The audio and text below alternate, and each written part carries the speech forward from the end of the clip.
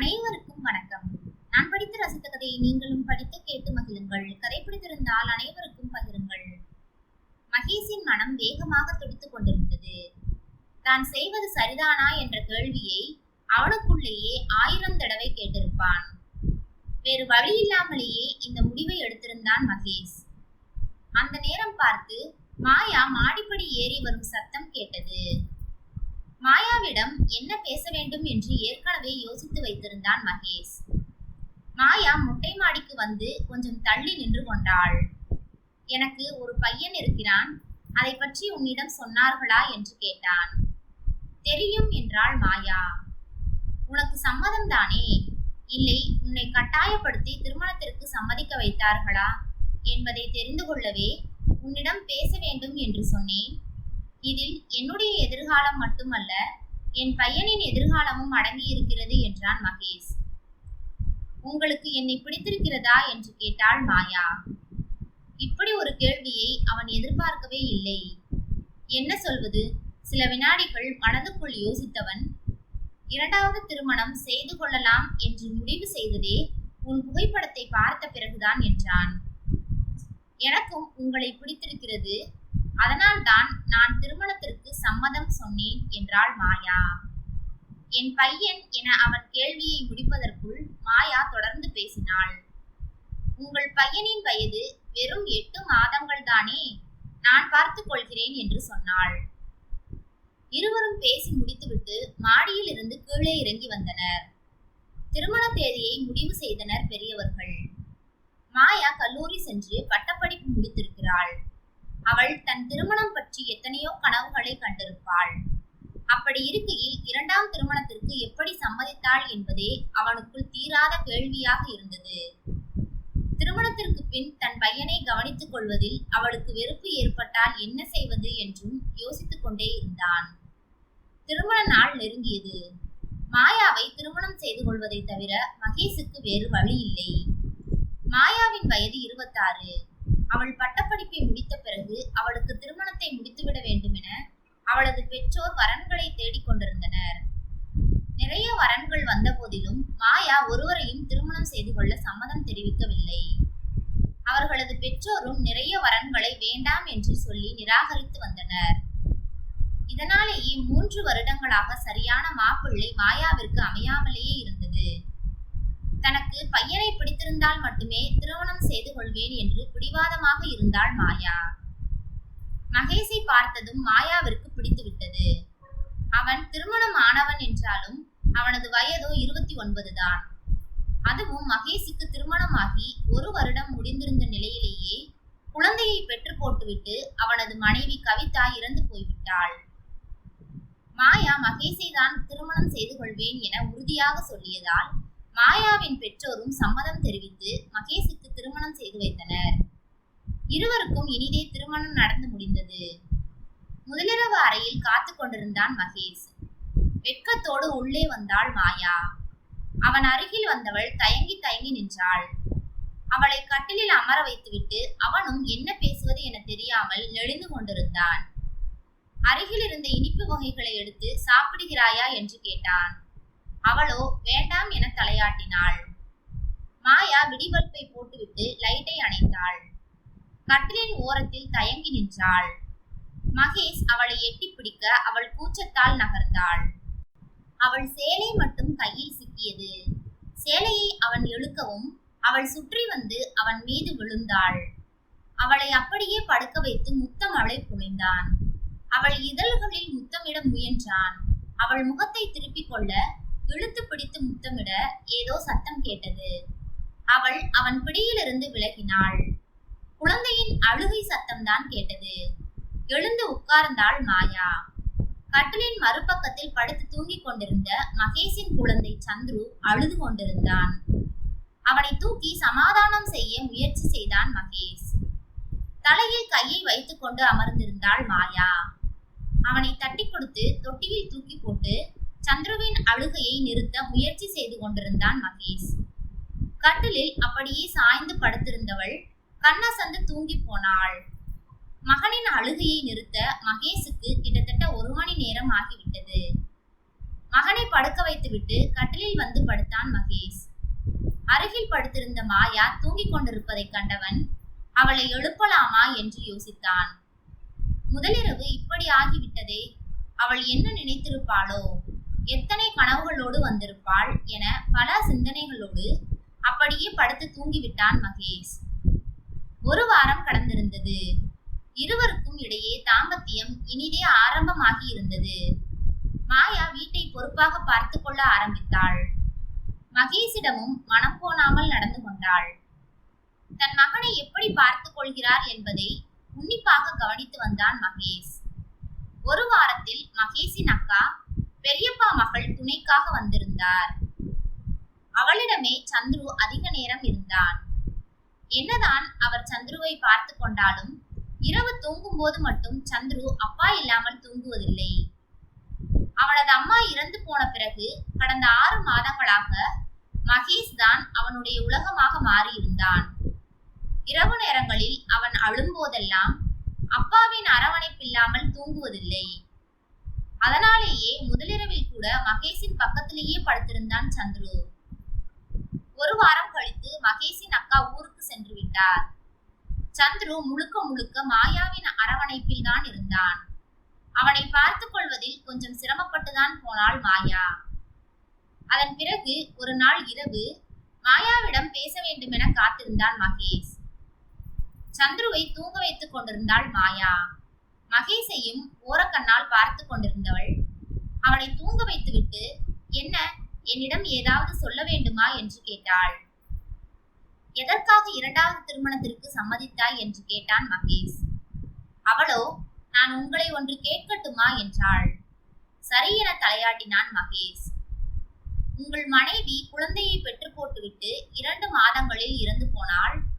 அதன் பிறகு 6 மாதத்தில் நம் இருவருக்கும் திருமணம் நடந்து முடிந்துவிட்டது. எதற்காக இவ்வளவு அவசரமாக இன்னொரு திருமணத்தை செய்து கொண்டீர்கள் என்று கேட்டாள்.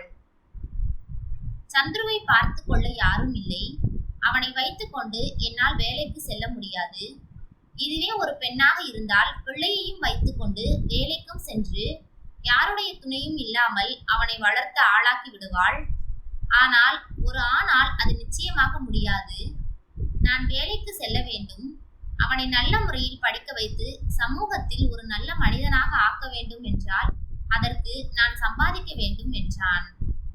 அப்போ உங்க மகனுக்காகத்தான் என்னை திருமணம் செஞ்சீங்களா என்றாள் மாயா. இல்லை, உன்னையும் எனக்கு பிடித்திருந்தது என்றான் மகேஷ். அதே போல் எனக்கும் உங்களை பிடித்திருந்தது. உங்களுக்கும் பெரிதாக வயதாகி விடவில்லையே. முதல் திருமணம் செய்யக்கூடிய வயதுதானே. அதனால் தான் திருமணம் செய்து கொண்டேன் என்று சொல்லிவிட்டு முகத்தை திருப்பி கொண்டு படுத்துக் கொண்டாள். மகனையும் நன்றாக பார்த்து கொள்கிறாள். நம்மிடமும் அன்பாக நடந்து கொள்கிறாள். அப்படி இருக்கையில் இன்னும் இந்த கேள்வியை மனதில் வைத்திருப்பது சரியில்லையோ என்று அவனுக்கு தோன்றியது. அவளை சமாதானப்படுத்த நினைத்து திரும்பி படுக்குமாறு சொன்னான். அவளோ முடியாது என தலையாட்டினாள். என்ன செய்வது என தெரியாமல் அவன் அப்படியே படுத்துக் கொண்டான். சிறிது நேரத்திலேயே முகத்தை திருப்பிக் கொண்டிருந்தவள் அவன் பக்கமாக திரும்பி அவனை இறுக கட்டி கொண்டாள். வாழ்க்கை நிம்மதியாக சென்று கொண்டிருந்தது. அலுவலகத்திற்கு சென்றிருந்த மகேஷிற்கு ஒரு தொலைபேசி அழைப்பு வந்தது. தொலைபேசியை எடுத்து பேசினான். உங்கள் மனைவி உங்களை பணத்திற்காகவே திருமணம் செய்து கொண்டாள். அவள் என்னைத்தான் காதலித்து வந்தாள். அதற்காகவே 3 வருடம் திருமணம் வேண்டாம் என்று தள்ளி போட்டுக் கொண்டே இருந்தாள். நான் ஒரு தொழிலை தொடங்கி இருந்தேன். அந்த தொழில் நொடித்து போகவே எங்களுக்குள் சிறிதாக சண்டை வந்தது. அந்த நேரத்தில் நல்ல வசதியுடன் நீங்கள் வரவும் அவள் என்னை வேண்டாம் என சொல்லிவிட்டு உங்களை திருமணம் செய்து கொண்டாள். உங்கள் மகனை பத்திரமாக பார்த்து கொள்ளுங்கள். அவள் பணத்திற்காக என்ன வேண்டுமானாலும் செய்யலாம் என சொல்லிவிட்டு வைத்து விட்டான். மீண்டும் அவனுக்கு தொடர்பு கொண்டு நீ யார் என்று கேட்க நினைத்தான். ஆனால் அவன் போனை எடுக்காமல் சுவிட்ச் ஆஃப் செய்து விட்டான். அலுவலகத்தில் உடன் பணிபுரியும் தன் நெருங்கிய நண்பன் அகிலனிடம் விஷயத்தை சொன்னான் மகேஷ். அகிலனோ, தெரியாத யாரோ ஒருவன் சொல்வது உண்மையா என்று நமக்கு தெரியாது. அப்படி இருக்கையில் இதை நீ பெரிதாக நினைக்க வேண்டாம். அதுவும் இல்லாமல் அவள் திருமணத்திற்கு பிறகு உன்னிடம் எப்படி நடந்து கொள்கிறாள் என்று உனக்கு தெரியும் தானே? அதனால் நீ மனதை போட்டு குழப்பிக் கொண்டிருக்காதே என்றான். தன் நண்பன் சொல்வது சரிதான் என்று நினைத்துக் கொண்டு வீட்டிற்கு கிளம்பி வந்தான் மகேஷ். சந்துரு ஹாலில் தவழ்ந்து விளையாடி கொண்டிருக்க மாயா பீரோவில் பணத்தை எண்ணி வைத்துக் கொண்டிருந்தாள். மகேஷுக்கு மனம் வேகமாக துடிக்க ஆரம்பித்தது. இது என்ன பணம்? எதற்காக இதை எண்ணிக்கொண்டிருக்கிறாள் என்று யோசித்துக் கொண்டே அவள் அருகே வந்தான். பின்னால் யாரோ நிற்பது போல் இருக்க சட்டென்று திரும்பினாள் மாயா. தன் கணவனை பார்த்துவிட்டு ஒரு நிமிடம் அதிர்ந்தவள் அதை வெளிக்காட்டிக் கொள்ளாமல், கதவை தட்டிவிட்டு வர வேண்டியதுதானே, இப்படி சத்தம் இல்லாமல் வந்து பின்னால் நிற்கிறீர்கள் என்றாள். அவனோ அவள் பேசுவதை கண்டுகொள்ளாமல் பணம் ஏது என்று கேட்டான். அம்மா எனக்காக கொடுத்த பணம் என்று சொல்லிவிட்டு வேலைகளை பார்க்க ஆரம்பித்தாள் மாயா. மகேஷ் முன்பு போல் இல்லை என்பதை அவன் நடவடிக்கைகள் மூலம் தெரிந்து கொண்டாள் மாயா. அவனிடமே நேரடியாக கேட்டு விடுவோம் என்று நினைத்து மனதில் எதையோ போட்டு குழப்பிக் கொண்டிருக்கிறீர்கள், என்னிடம் சொல்லக்கூடாதா என்றாள். ஒன்றுமில்லை என்று மட்டும் சொல்லிவிட்டு வேலையை பார்த்து கொண்டிருந்தான் மகேஷ். நாளாக நாளாக அவர்களுக்குள் இடைவெளி பெரிதாகிக் கொண்டே இருந்தது. அதை எப்படியாவது சரி செய்து விட வேண்டும் என மாயா முயற்சி செய்து கொண்டிருந்தாள். ஆனால் எதுவும் பலன் அளிக்கவில்லை. ஞாயிற்றுக்கிழமை மகேஷ் வீட்டில் இருந்தான். வீட்டு வேலைகளை கவனித்துக் கொண்டிருந்த மாயா மகேஷின் நடவடிக்கைகளால் கோபமாக இருந்தாள். அந்த நேரத்தில் சந்துரு அழுது கொண்டே உள்ளே வர, என்னடா வேணும் உனக்கு என்று கத்தினாள் மாயா. சந்துரு வேகமாக வந்து அப்பாவை கட்டிக்கொண்டான். திருமணமாகி 4 மாதங்கள் ஆன நிலையில் தான் விரும்பி கட்டிக்கொண்ட கணவன் இப்படி நடந்து கொள்வதால் மனமுடைந்து போனாள் மாயா.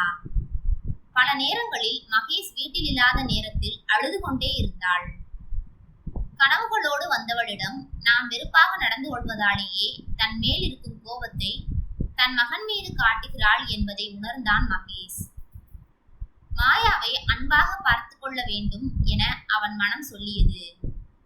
ஆனாலும் தன்னை ஏற்கனவே தொலைபேசியில் தொடர்பு கொண்டவனுக்கு போன் செய்து தவித்து போனான் மகேஷ். எத்தனை முறை தொடர்பு கொண்டாலும் போன் சுவிட்ச் ஆஃப் என்றே வந்தது. தன் மகனுக்காக மீண்டும் மாயாவிடம் அன்பாக நடந்து கொள்ள ஆரம்பித்தான் மகேஷ். போனில் ஒருவன் பேசியதை எல்லாம் கொஞ்சம் கொஞ்சமாக மறக்க ஆரம்பித்தான். மகேஷ் சம்பளத்தை மாயாவிடம் கொடுப்பதில்லை.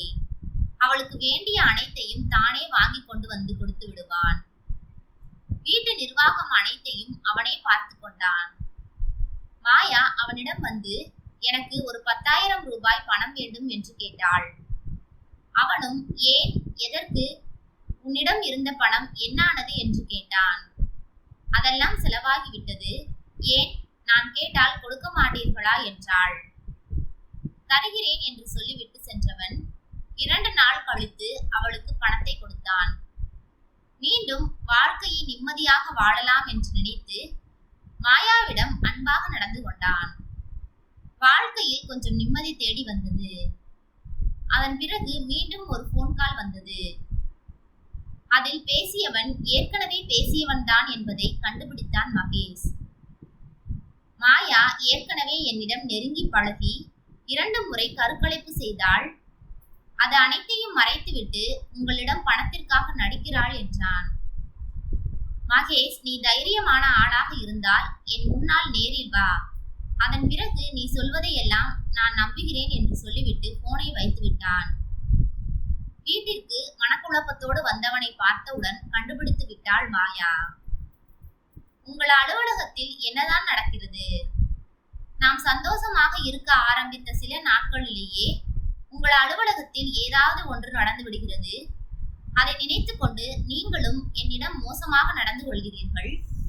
இந்த முறையும் மீண்டும் உங்கள் மனம் எதையோ நினைத்து கொண்டே இருக்கிறது. எனக்கு பயமாக இருக்கிறது என்றாள் மாயா. மாயா சொன்னது அவனுக்கு உறுத்தியது. நாம் இருவரும் சந்தோஷமாக இருக்க ஆரம்பித்த சில நாட்களில் பிரச்சனை வருகிறது என்று அவள் சொன்னது மீண்டும் மீண்டும் அவனுக்குள் ஒலித்தது. அப்படியானால் நாங்கள் இருவரும் சந்தோஷமாக இருப்பது யாருக்கோ பிடிக்கவில்லை. அதனால் தான் இதை செய்கிறார்கள் என்பதை கண்டுபிடித்தான் மகேஷ். நாம் சந்தோஷமாக இருப்பது யாருக்கெல்லாம் தெரியும் என்று யோசிக்க ஆரம்பித்தான். சட்டென்று அவனுக்கு நினைவுக்கு வந்தது நண்பன் அகிலன் தான். அவனிடம்தான் தன்னை பற்றிய அனைத்தையும் பகிர்ந்து கொள்வான் மகேஷ். இதற்கு மேலும் மனைவியிடம் எதையும் மறைக்க வேண்டாம் என்று 2 முறை போன் கால் வந்ததை பற்றியும் தனக்கு அகிலன் மீது சந்தேகமாக இருக்கிறது என்பதையும் மாயாவிடம் சொன்னான் மகேஷ். இதுதான் விஷயமா? இத முதலையே சொல்லியிருக்கலாமே. எனக்கும் தான் 2 முறை போன் வந்தது. நீங்கள் உங்கள் மனைவியை கொன்றுவிட்டீர்கள் என்று சொன்னார்கள். நான் என்ன அதை நம்பிக்கொண்டு உங்களிடம் சண்டையா போட்டேன்? நாம் சந்தோஷமாக இருக்கக்கூடாது என்று நினைக்கும் சிலர், மேலும் நேரில் வந்து பேச தைரியம் இல்லாத கோழைகள் யாராவது இப்படிதான் செய்வார்கள். அதையெல்லாம் நம்பிக்கொண்டு இருப்பீர்களா? நம்முடைய தொலைபேசி எண்ணை எங்கு சென்றாலும் வாங்கிக் கொள்கிறார்கள். நகைக்கடைக்கு சென்றாலும் சரி, பூங்கா சென்றாலும் சரி, எக்ஸிபிஷன் சென்றாலும் சரி, நம் மொபைல் எண்ணை ஏதாவது ஒரு ரூபத்தில் வாங்கிக் கொள்கிறார்கள். நம் மொபைல் எண் எல்லாருடைய கையிலும் இருக்கிறது. உங்களுக்கு உங்கள் நண்பர் மீதுதான் சந்தேகம் என்றால் நேரடியாக சென்று கேளுங்கள். அவர் உங்கள் நெருங்கிய நண்பர் தானே. எதற்காக இப்படி செய்தார் என்பதை சொல்லிவிடப் போகிறார். உங்களுக்கு 2 முறை திருமணம் ஆகிவிட்டது. உங்கள் நண்பருக்கு திருமணம் ஆகிவிட்டதா என்று கேட்டாள் மாயா. இல்லை என்று தலையாட்டினான் மகேஷ். அது கூட காரணமாக இருக்கலாம். உங்கள் நெருங்கிய நண்பருடைய வாழ்க்கையிலும் உங்கள் பங்கு முக்கியமானதாக இருக்க வேண்டும். நண்பர்கள் என்று சொல்லிக்கொண்டு ஊர் சுற்றினால் மட்டும் போதுமா? அவருக்கு ஏன் திருமணம் நடக்கவில்லை என்பதை விசாரித்து பாருங்கள். அவர்கள் வீட்டிற்கு சென்று பேசுங்கள். இதற்காக என்னிடம் முகத்தை தூக்கி வைத்துக் கொண்டு இருக்காதீர்கள். எந்த பெண்ணும் செய்ய தயங்குவதை தயக்கமில்லாமல் செய்துவிட்டு வந்து உங்களுக்கு மனைவியாக இருக்கிறேன் என்பதை மனதில் வைத்துக் கொள்ளுங்கள் என்றாள் மாயா. நண்பனை பற்றி அப்போதுதான் யோசிக்க ஆரம்பித்தான். ஏன் இன்னும் அவனுக்கு திருமணம் ஆகவில்லை? வயது 30 எட்டிவிட்டது. நமக்கு 2 திருமணம் நடந்துவிட்டது. நம் திருமணத்தை உடனிருந்து நடத்தி வைத்தவனே அவன்தானே. அப்படி இருக்கையில் அவனுக்கு ஏன் திருமணம் நடக்கவில்லை என்று கூட நான் கேட்கவில்லையே என்ற எண்ணத்தோடு அடுத்த நாள் அலுவலகத்திற்கு சென்றவுடன் நண்பனை அழைத்து பேசினான். அகிலனின் கண்கள் கலங்கியது.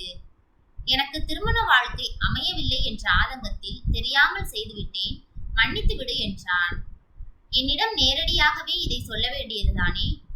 உன் திருமணத்தை நடத்தி வைப்பது என் பொறுப்பு என்று வாக்குறுதி அளித்தான் மகேஷ்.